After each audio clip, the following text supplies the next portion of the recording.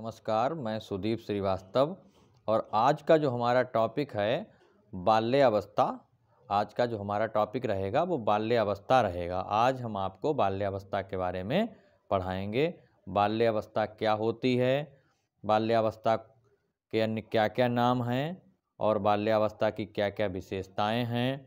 इसमें बालकों में किस प्रकार का सामाजिक विकास होता है, इसमें बालकों में किस प्रकार का मानसिक विकास होता है, इसमें किस प्रकार का जो है संवेगात्मक विकास होता है, किस प्रकार का चारित्रिक विकास होता है, इन सभी जो है प्रकरणों पर आज हम लोग चर्चा करेंगे। तो सबसे पहले हम ये देखेंगे कि बाल्यावस्था क्या होती है। सबसे पहले हम देखिए बाल्यावस्था के बारे में, इसके जो है किस जो है आयु की अवस्था को बाल्यावस्था कहा जाता है।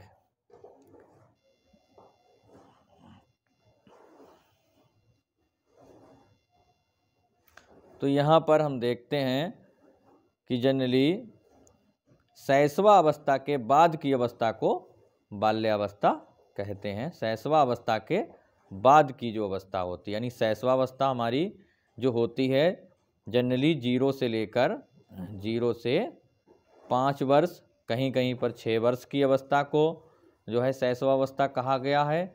तो शैशवावस्था के बाद की जो अवस्था है, यानी कि 5 से 12 वर्ष तक की बाल्यावस्था का जो समय बताया गया है, 5 से 12 वर्ष तक का जो समय बताया गया है वो बाल्यावस्था का बताया गया है। ठीक है, तो 5 से 12 वर्ष तक की अवस्था को हम बाल्यावस्था कहते हैं। ठीक, कितनी अवस्था को, ये बहुत ही इम्पॉर्टेंट पॉइंट है कि 5 से 12 वर्ष तक की अवस्था को बाल्यावस्था कहते हैं। इसमें भी बाल्यावस्था में भी जो है आरंभ यानी कि प्रारंभिक बाल्यावस्था या पूर्व बाल्यावस्था और मध्यावस्था और उत्तर बाल्यावस्था यानी बाल्यावस्था को भी 3 भागों में विभाजित किया गया है। तो 5 से 6 वर्ष की जो अवस्था है, 5 से 6 वर्ष की अवस्था जो है प्रारंभिक या पूर्व बाल्यावस्था कहलाती है। 5 से 6 वर्ष की जो अवस्था है वो क्या कहलाती है, वो प्रारंभिक बाल्यावस्था या पूर्व बाल्यावस्था, अर्ली चाइल्डहुड स्टेज इसे कहते हैं, कहलाती है। 7 से 10 वर्ष की अवस्था जो होती है वो हमारी मध्यावस्था, और 11 से 12 वर्ष की जो अवस्था है उसे उत्तर बाल्यावस्था कहते हैं। ठीक, अगर आ जाए उत्तर बाल्यावस्था की आयु क्या होती है, तो 11 वर्ष से 12 वर्षीय उत्तर जो है बाल्यावस्था की आयु होती है। जीवन का अनोखा काल, ये बहुत ही महत्वपूर्ण पॉइंट है कि बाल्यावस्था को जीवन का अनोखा काल कहते हैं। ठीक, बाल्यावस्था को जीवन का अनोखा काल कहते हैं, बाल्यावस्था को जीवन का अनोखा काल कहते हैं। ठीक, ये बहुत ही महत्वपूर्ण पॉइंट है, पेपर में आता है कि बालक की किस अवस्था को जो है जीवन का अनोखा काल कहा जाता है, तो बाल्यावस्था को जीवन का अनोखा काल कहते हैं। इसके बाद इसे समूह की आयु या गैंग एज भी कहते हैं। गैंग, मनोवैज्ञानिक इसे गैंग एज के नाम से जानते हैं। मनोवैज्ञानिकों के अनुसार गैंग एज इसे कहते हैं। ठीक, बाल्यावस्था को समूह की आयु या गैंग एज भी कहते हैं। ठीक है, अब अगर हम विकास की बात करें तो बाल्यावस्था में विकास की गति मंद हो जाती है, जबकि शैशवावस्था में जो विकास की गति होती है बहुत ही तीव्र होती है। बाल्यावस्था में विकास की गति जो होती है वो कुछ मंद हो जाती है। बाल्यावस्था के अन्य नाम, यानी कि बाल्यावस्था को और किन नामों से जाना जा सकता है। ठीक है, बाल्यावस्था को और किन नामों से जाना जा सकता है, तो सबसे पहले बाल्यावस्था को हम आरंभिक विद्यालय की अवस्था, इसे आरंभिक विद्यालय की अवस्था भी कहते हैं, क्योंकि इस अवस्था में बालक जो हैं वो विद्यालय जाना प्रारंभ कर देते हैं। स्फूर्ति की अवस्था, स्फूर्ति की अवस्था मतलब यानी कि बालक जो हैं समूह में, खेल में अपना जो है उनमें रुचि जो है देखने को मिलती है। जीवन का अनोखा काल, क्योंकि ये जीवन की कठिन अवस्था भी होती है, अनोखा काल कहा जाता है इसको। मूर्त चिंतन की अवस्था। मूर्त चिंतन यानी कि इस अवस्था में बालक अभी मूर्त चिंतन ही कर पाते हैं। मूर्त मतलब किसी चीज़ को दिखा करके उनको उस जो है उसके बारे में बताना, इसे हम कह सकते हैं मूर्त चिंतन। जीन पियाजे ने अपनी जो है 4 अवस्थाएं बताई थी, उनमें तीसरी जो अवस्था थी उनकी वो मूर्त चिंतन की अवस्था ही थी। तो मूर्त चिंतन जो है बालक करने लगते हैं। खेल की अवस्था, तो खेल की तो मोस्टली कह सकते हैं खेल की अवस्था, क्यों बालक जो है बाल्यावस्था में 6 से 12 वर्ष की जो अवस्था होती है इसमें बालक ज़्यादातर जो है खेल की अवस्था होती है। सभी बालक अपने रुचि के अनुसार खेल खेलते हैं। ठीक, इसके बाद समूह अथवा टोली की अवस्था। समूह अथवा टोली की अवस्था, हम इसे समूह अथवा टोली की अवस्था भी कह सकते हैं, क्योंकि सभी बालक जो है इस अवस्था में बालक ज़्यादातर क्या होते हैं, वो समूह में रहना पसंद करते हैं। कहाँ रहना पसंद करते हैं? समूह में रहना पसंद करते हैं। खेल की अवस्था, ठीक, खेल की अवस्था भी होती है। समूह टोली की मिथ्या परिपक्वता की अवस्था, ठीक, बहुत सी चीज़ें इसमें सीखते हैं और भूल जाते हैं, तो मिथ्या परिपक्वता की अवस्था भी इसे कहा जाता है। ठीक है,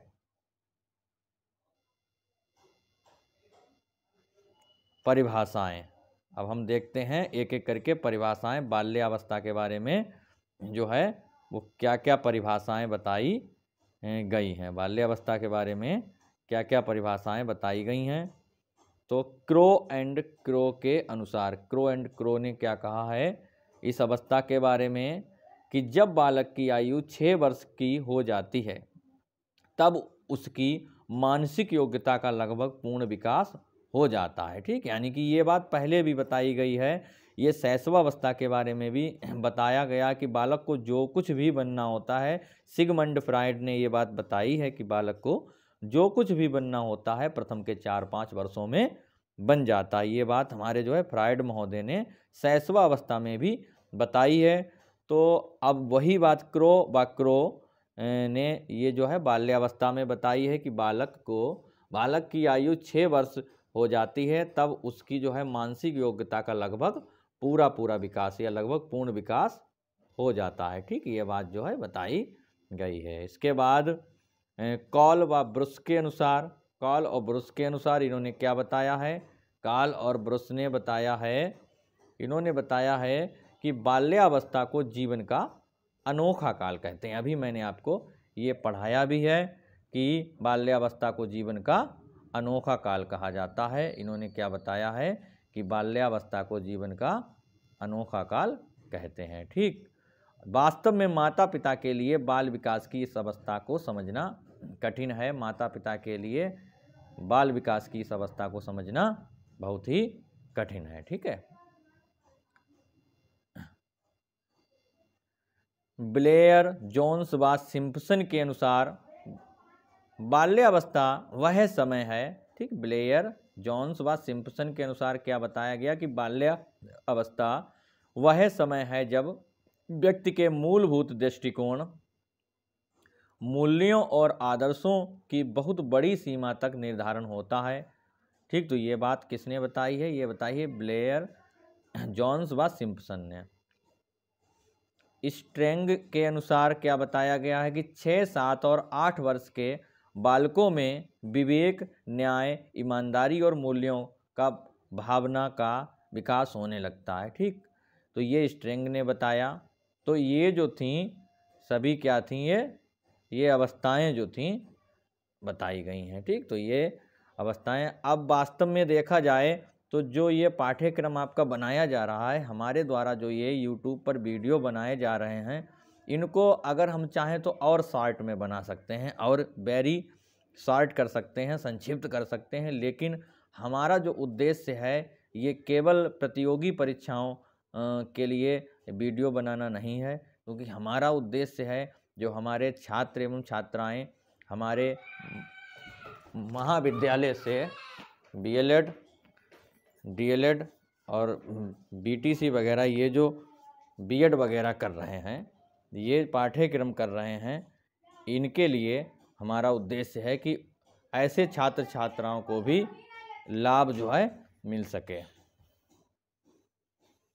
अब हम देखते हैं बाल्यावस्था की प्रमुख विशेषताएं।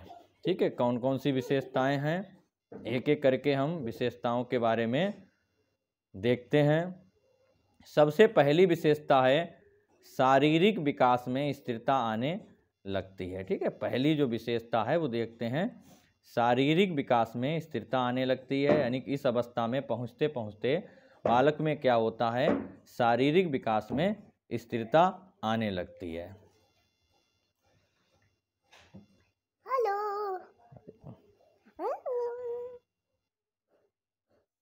बाल्यावस्था की जो विशेषता है, तो पहली विशेषता समझ में आ गई। पहली विशेषता है शारीरिक विकास में स्थिरता आने लगती है। यानी कि बालकों में स्थिरता का मतलब है कि जो शैशवावस्था होती है उसमें शारीरिक विकास जो होता है वो तीव्र गति से होता है, जबकि हमारा जो ये कह सकते हैं कि बाल्यावस्था में जो शारीरिक विकास होता है उसमें जो विकास की गति है वो क्या हो जाती है, धीमी पड़ जाती है, विकास की गति स्लो हो जाती है।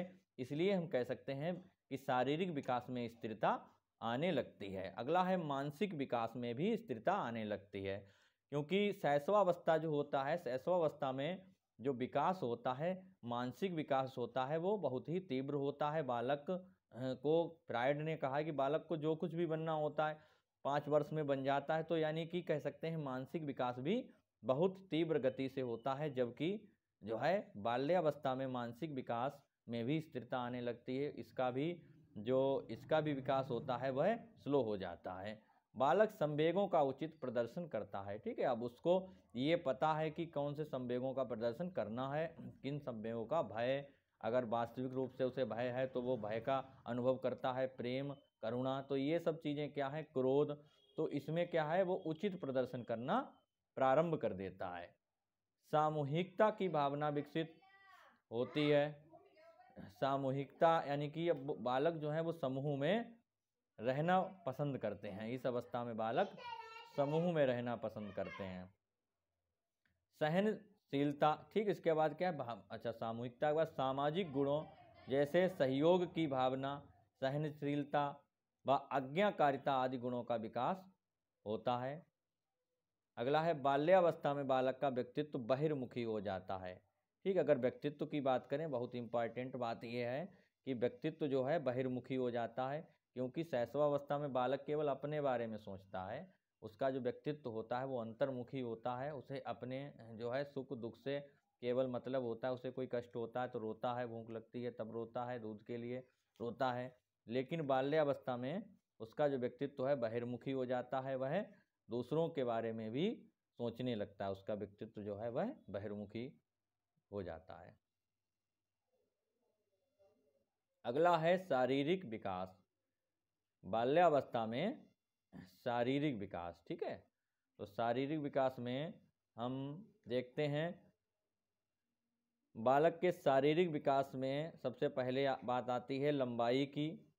लंबाई जो है सबसे पहले बात आती है लंबाई की। तो इसमें क्या होता है, शैशवा अवस्था की अपेक्षा बाल्यावस्था में लगभग 2 से 3 इंच प्रतिवर्ष 2 से 3 इंच प्रतिवर्ष के हिसाब से लंबाई बढ़ती है, जबकि शैशवावस्था में जो लंबाई है बहुत ही तीव्र गति से बढ़ती है। इसमें लंबाई जो होती है वो जो है कुछ यानी कि स्लो हो जाती है। वेट की बात करें अगर भार की, तो बाल्यावस्था के अंत तक बालक का जो भार होता है लगभग 80 से 95 पाउंड हो जाता है। ठीक, ये भार में वृद्धि हो जाती है। ठीक, 80 से 95। ठीक, सिर व मस्तिष्क, इसके बाद क्या है, सिर व मस्तिष्क। सिर व मस्तिष्क का विकास अति तीव्र जो है, सिर व मस्तिष्क का विकास अति तीव्र जो होता है, तीव्र गति से होता है। हड्डियों की बात करें, हड्डियां बाल्यावस्था के अंत तक हड्डियों की संख्या 270 से बढ़कर 350 हो जाती है। हड्डियों की संख्या 270 से बढ़कर 350 हो जाती है। दांतों की अगर बात करें, तीथ, दूध के दांत गिरने लगते हैं तथा सभी स्थायी दांतों का विकास हो जाता है। सभी स्थायी दांत निकलने लगते हैं। यौन अंगों का विकास, ठीक, इसके बाद बालक तथा बालिकाओं में यौन अंगों का विकास भी तीव्र गति से होने लगता है। ठीक, तो ये हो गया शारीरिक विकास। ठीक, बाल्यावस्था में शारीरिक विकास हो गया, फिजिकल डेवलपमेंट इन चाइल्डहुड। इसके बाद जो है मानसिक विकास की बात अगर हम करें, बाल्यावस्था में मानसिक विकास, प्रारंभिक बाल्यावस्था में बालकों में मानसिक विकास काफ़ी तेज होता है। ठीक, यानी बाल्यावस्था की भी बताया, प्रारंभिक और मध्य और उत्तर बाल्यावस्था। तो इसमें क्या होता है कि जो प्रारंभिक बाल्यावस्था होती है इसमें बालकों का मानसिक विकास जो होता है काफ़ी तेज होता है। आगे की अवस्था में ये धीमा हो जाता है, आगे चलकर ये धीमा हो जाता है, कम हो जाता है। पियाजे ने इस अवस्था को चिंतन की प्राक परिचालन अवस्था कहा है। ठीक, पियाजे ने इसे प्राक परिचालन अवस्था कहा है। 7वें वर्ष में बालक विभिन्न प्रकार की वस्तुओं में अंतर कर लेता है, छोटे छोटे वाक्य बना लेता है। ठीक, 7वें वर्ष में बालक विभिन्न प्रकार की वस्तुओं में अंतर कर लेता है, छोटे छोटे वाक्य बनाने लगता है। 8वें वर्ष की आयु में छोटी छोटी कहानियों कविताओं को याद करके सुनाना, कहानी से संबंधित प्रश्नों के उत्तर देने की योग्यता आ जाती है। 9 वर्ष की अवस्था में 4 अंकों की समस्याओं के उल्टे यानी कि उल्टी गिनती या उल्टे क्रम में को दोहरा सकता है। ठीक, सामाजिक विकास बाल्यावस्था में, सामाजिक विकास की अगर हम बात करें बाल्यावस्था में सामाजिक विकास। ठीक, तो बाल्यावस्था शैशवावस्था की अपेक्षा सामाजिक विकास तीव्र गति से होता है। ठीक, इसमें क्या होता है, सामाजिक विकास तीव्र गति से होता है। इस अवस्था में बालक किसी न किसी समूह का सदस्य बनना चाहता है, इसलिए इस अवस्था को मनोवैज्ञानिकों ने गैंग एज बताया है। आपको पहले भी बता चुके कि गैंग एज इसे हम कहते हैं। इस अवस्था में सामाजिक विकास निम्न प्रकार से होता है। 6 वर्ष में बालक प्राइमरी पाठशाला में प्रवेश करता है। बालकों में अपने कार्य जो है कार्य में अधिक रुचि होती है। बालकों में आत्मविश्वास, आज्ञाकारिता और नेतागिरी की भावना विकसित होने लगती है। बालक आत्म केंद्रित न रहकर समाज में अपने आप को जो है समाज से अपने आप को जोड़ लेते हैं। संवेगात्मक विकास, संवेगात्मक विकास में क्या होता है, संवेगात्मक विकास की बात करें तो बालक में संवेगात्मक विकास जो होता है, ठीक, इमोशनल डेवलपमेंट, शैशवावस्था की अपेक्षा इस अवस्था में क्रोध बढ़ जाता है। इस अवस्था में बालकों में संवेगों का दमन करने की भी क्षमता आ जाती है। ठीक, यानी कि जो शैशवावस्था में अगर कोई बालक जिद करता है किसी भी चीज़ के लिए तो वह अपनी जिद को मनवाने के लिए पूरा प्रयास करता है, लेकिन इस अवस्था में बालकों में संवेगों को दमन करने की, यानी कि उन्हें क्रोध है तो वो क्रोध को दबाना चाहें तो दबा सकते हैं, क्रोध को रोकना चाहें तो रोक सकते हैं। संवेगों को दमन करने की जो है दमन करने की क्षमता विकसित हो जाती है। ठीक है, इस अवस्था में संवेगात्मक विकास पर विद्यालय के वातावरण का जो है बहुत प्रभाव देखने को मिलता है। ठीक, अगर देखा जाए शिक्षक के व्यवहार का बालक के ऊपर सीधा प्रभाव देखने को मिल सकता है। दैनिक जीवन में सुख दुख प्रेम क्रोध भय ईर्ष्या आदि का अनुभव होता है। ठीक, ये सभी संवेगों का अनुभव करने लगता है। बाल्यावस्था में चारित्रिक विकास, ये चारित्रिक विकास में क्या है, इस अवस्था में बालक में सामूहिकता के गुणों का विकास होता है। बालक का व्यवहार स्वार्थपूर्ण अनुचित होता है, परंतु विद्यालय में उसका व्यवहार उचित रहता है। बालक जो है न्याय तथा ईमानदारी के प्रति प्रबल भावनाओं को व्यक्त करते हैं। स्ट्रेंग का कथन, स्ट्रेंग का कथन जो है 6-7 स्ट्रेंग जो है चारित्रिक विकास के संबंध में अपना कथन बताते हैं। 6, 7 और 8 वर्ष के बालकों में विवेक, न्याय, ईमानदारी और मूल्यों की भावना का विकास होने लगता है। स्ट्रेंग महोदय ये कहते हैं कि 6, 7 और 8 वर्ष की जो बालक होते हैं इनमें विवेक, न्याय, ईमानदारी और मूल्यों आदि मूल्यों का विकास होने लगता है। ये बात यहाँ पर जो है स्ट्रेंग ने बताई है। बाल्यावस्था में चारित्रिक विकास के संबंध में ये बात इन्होंने यहाँ पर बताई है। ठीक है, तो इस प्रकार जो है यहाँ पर आज हम लोगों ने जो है बाल्यावस्था के बारे में जो है पूरा अध्ययन किया। बाल्यावस्था में जो है किस आयु को बाल्यावस्था कहते हैं, फिर एक बार बता दें, 6 से 12 वर्ष तक की जो आयु होती है इसे बाल्यावस्था कहते हैं। जीवन का अनोखा काल बाल्यावस्था को कहते हैं। समूह या गैंग एज जो होती है बाल्यावस्था को कहते हैं। ठीक है, विद्यालय जाने की अवस्था को बाल्यावस्था कहते हैं। ये सभी इसके उपनाम हैं। ठीक, इसके बाद सामाजिक और संवेगात्मक मानसिक ये सभी विकास जो है आज हम लोगों ने पढ़े। तो उम्मीद है कि आज का जो हमारा ये क्लास बाल्यावस्था जो आपने सीखा है, पढ़ा है, तो आपको अच्छे से समझ में आ गया होगा। और ये क्लास आपके बीएड के लिए, बीएलएड 4 वर्षीय जो पाठ्यक्रम है इसके लिए, और जो डीएलएड है, बीटीसी जिसे हम पहले कहते थे, इसके लिए, ठीक, और टीईटी और अन्य प्रतियोगी परीक्षाओं के लिए भी महत्वपूर्ण है। मैं ज़्यादा जो है शॉर्ट में इसलिए नहीं बनाता हूँ कि आपका एकेडमिक जो पाठ्यक्रम है उसके हिसाब से आप तैयारी कर सकें। तो इस हिसाब से ये क्लास तैयार करता हूँ, और आप लोगों से ये रिक्वेस्ट है कि आप इसे ज़्यादा से ज़्यादा शेयर करें, ज़्यादा से ज़्यादा लोगों तक पहुँचाएँ, आपका फ़ायदा हो और आपसे जो और लोग जुड़े हैं उन सभी का फ़ायदा हो। हमारा जो मिशन है वो यही है कि जो हमारे छात्र और छात्राएं जो तैयारी कर रहे हैं, बीएड कर रहे हैं, बीएलएड कर रहे हैं, डीएलएड कर रहे हैं, उन सभी छात्र छात्राओं का जो है पूरा फ़ायदा हो। इसी के साथ आज का हमारा टॉपिक यहीं पर संपन्न होता है। फिर मिलते हैं फिर अगले एक नए क्लास के साथ।